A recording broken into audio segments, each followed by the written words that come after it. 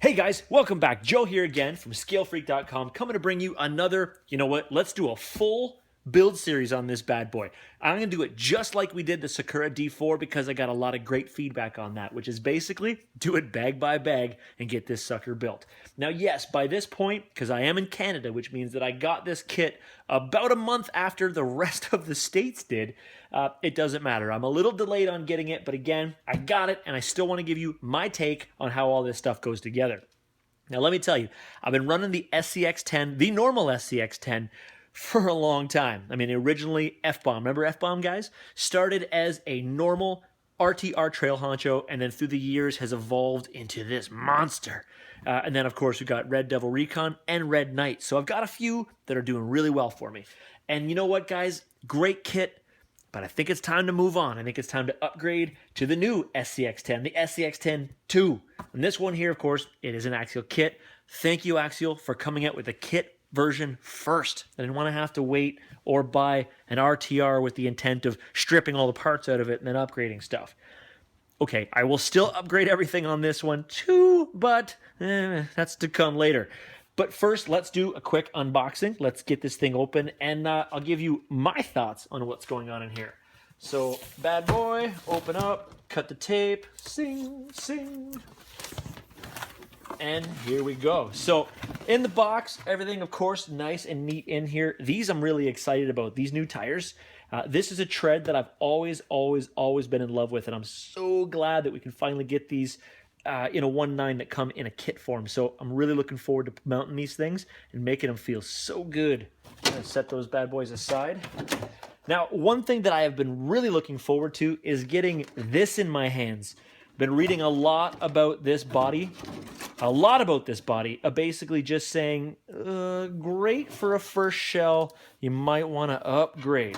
So I'm kind of thinking here, going through, and all right, I believe what's been said on the internet, this does feel kind of skinny, kind of weak. It is what it is. What are you going to do, right? It's a pressed RTR kit shell, and let's be realistic for a second. Most people running an SCX end up upgrading to something different. And I mean, for me, and again, this all depends on what I'm going to do in the future. I'm a big fan of the Proline stuff, so I actually may get myself the Proline XJ. We'll see, especially since Knight Customs has some wonderful stuff for the Proline XJ, so that might be coming. So I'm just going to kind of set this out of the way. It does look nice. The detail looks cool. We may pass on that. All right, let's get through. Hold on. I'm going to dump this crap out. 1 second here. And bye-bye. See you later, Bucks. All right, so stickers, of course. We love stickers, guys, right? Stickers everywhere. Even if you're not going to use the body itself, you've got all these ton brand stickers and stuff. That's actually kind of neat. It actually has the tinted windows on it, which is kind of neat. Your rock guard stuff. If you want to have SCX, XJ license plates, hood vents, whatever, man, it's all there. You customize it the way you want it. But on the other side, of course, we got our frame rails, sweet. And of course, we've got instructions, which are always good. I'm going to open this in a second because I do want to see how detailed the instructions are on this one. The other kits I've built from Axial, instructions were great, and I'm sure this one will be too, but I want to proof it. Go through bags. Glue on rims. Bye. We won't be gluing on any rims. We've all seen my videos in the past about how amazing I am at gluing rims, aka Steve does it all for me because I can't glue a tire to save my damn life. Beadlocks for the win. Let me see. Bags of stuff. Where'd my little knife go? Oh, staples. Never mind. We'll skip the knife on this step. Here we go. Number 1, bag 1. Cool, Axial stuff. I can already see one of my favorite things, though, is the fact that these crown gears are so small.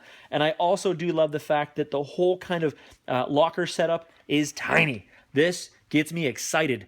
I've been looking for a long time for Axial possibilities for kits like Red Knight. That's one of the reasons. People always ask me, why is Red Knight not done yet? I haven't found Axials that I've been happy with, so I haven't mounted them on.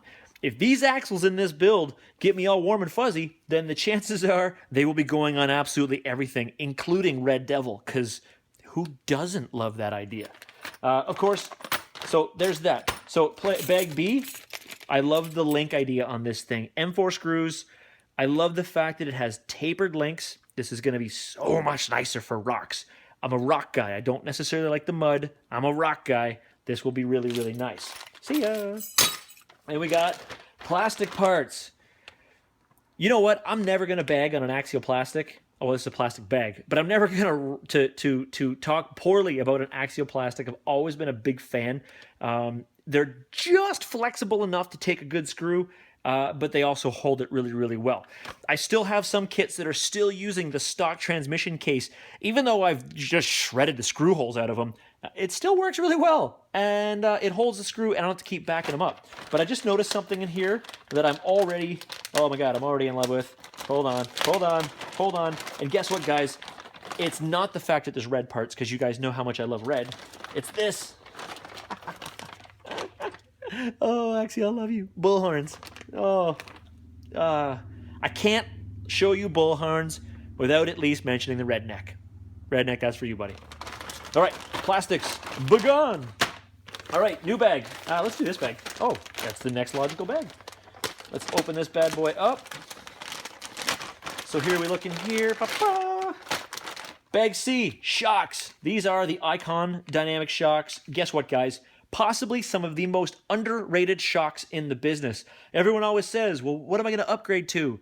You know what? Back in the days when Axial originally started creating the SCX10, the Dingo and the Honcho, and you were getting plastic-bodied shocks with plastic caps, 100% upgrade those things. They were, for the most part, terrible. These Icon dynamic shocks, I still run them on Red Devil Recon, and they are phenomenal. And if you really want to make these shocks really, really, really good, pick yourself up the CBE RC Fab shock link relocation keys and the link relocation tabs, and you're going to watch it just turn these suspension pieces into a monster. Absolutely amazing upgrade, and it's damn cheap. See ya. Bag D. Okay, transmission parts. Thank you, Axial, for creating Metal Geared transmission right from day one. No, really, thank you. I love it. I've had to upgrade that part on all of my transmissions. It sucks when the heart is weak. When the heart of your truck is weak and easy to break, guess what? You're going to find yourself on the trail with a heart attack, and you can't go anywhere. And thank you, Axial, for upgrading those right from the start. Oh, 32 pitch as well. Come on, that's awesome. Out of the plastic bag, this will be the transmission.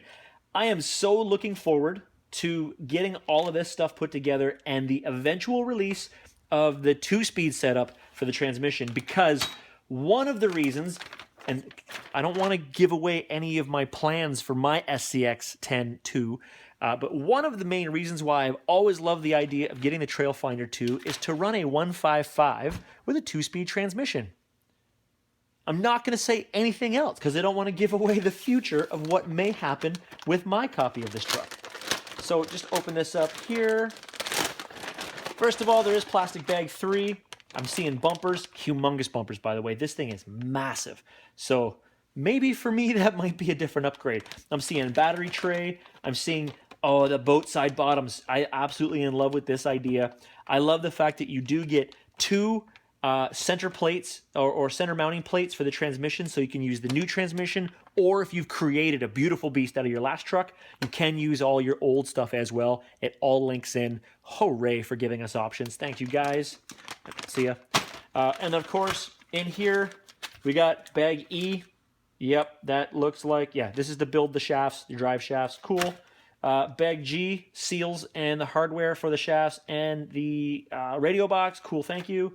Bag F, Velcro strap. I'm guessing we're strapping batteries in. And a bunch of screws. Thank you. And ta-da! Well, HI, more screws, more plastic pieces. This is the front grille for your kit. Thank you for putting light buckets. Holy yeah. I'm super excited about the fact because most of my kits, you'll notice that I haven't really put much as far as lights in my trucks, aka I might put a Vanquish bar or a One Too Many RC bar on it, but I've never really bothered to really put lights on the front of the kit. With this truck, I will 100% be doing that and getting all my kits wired up from this point on. They will all be wired for light. And maybe even wired for sound. I don't know. I might do one of those like little motor. I don't know. I'm just making stuff up at this point.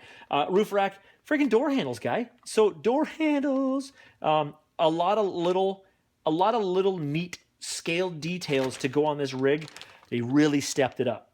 I love it. I absolutely love it. So all that kind of out of the way, I've made a mess. You guys can't see the floor. There's crap thrown everywhere. Of course, to build the kit, certain tools we're going to be using. Hobby knife, definitely Utter Butter, definitely Moose Lick, definitely these super kick-ass parts trays, definitely my Loctite, and because honestly, I'm so sick of using some of my old clapped out tools. Steve has been nice enough to let us use his MIPs. I got the 1.5, the 2, the 2.5s hanging out somewhere. I got a handful of tools trucking around this place. So we're going to get this thing together with proper tools. I don't want to rep any screws from the start. Oh, sorry guys. I'm sorry. I apologize. I ignored the instructions as I wanted to take a look at. Oh, come on. If you've owned a bunch of Axial kits, you're going to have these little trail markers absolutely everywhere. I admire the fact that they add them into everything. Have you ever used one? Comment below. See ya. New frame rails, okay? A couple new holes. Okay, that's awesome. Back end, extendable, cool. Options, nice. I don't really have a lot to say about frame rails. I upgraded all my trucks. I'll probably upgrade these. See ya. More screws. I'm going to... Oh, hello. Random bag of extra screws just in case. Thank you, boss. I love it. We know stickers, we know window masks, no need to speak about. And let's talk about instructions. So first of all, this will just go into my collection of other manuals for Axial, because every Axial manual I've ever had, I still have. And I'm super, super pumped about... Okay, it's a little bit weird to talk about how happy I am with the quality of the paper and all of the design of the manual. I know that's a little odd, but I take a lot of pleasure in the details. The devil is in the details, and this kit is absolutely no exception. They've done a great job with the gloss. They've done a great job with the matte finish on the front, with the pictures, and again, just fishing through here real quick. Again, they've done a great job with the general instructions. I like the idea that they've got my sizes, my bearings. I do like the idea that I can actually set the part on top of that and match it if I have to. I like the idea of my little explanation marks. You got to watch out for stuff like this. I love the idea of having this so when I reorder parts, it's just easy peasy. I'm a fan. Guys, I'm a fan. And again, tools recommended. Here's all the things you want. So apparently I'm going to have to get a pair of pliers. Apparently I'm going to have to get a pair of side cutters. And apparently I'm going to need a battery, so that's fine. I've got all that as well. I love it. Oh, wait, hold on. Option parts. They already have a list of option parts in here, which, looking through the list real quick, it's, I don't think I'm putting AX10 bodies on here. So it's just a standard option part list. But that's what it is. So easy enough. Detailed instructions. I would wager to say that even a first-time builder should be successful building an Axial kit.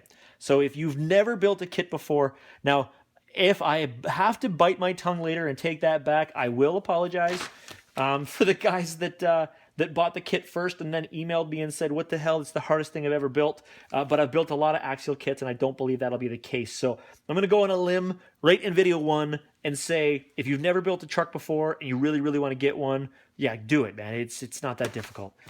So that's it for the unboxing. Now it's a matter of the floor cleaning and then cleaning the workstation and starting with bag 1. We're going to go through the bags. It's going to start with, bag A.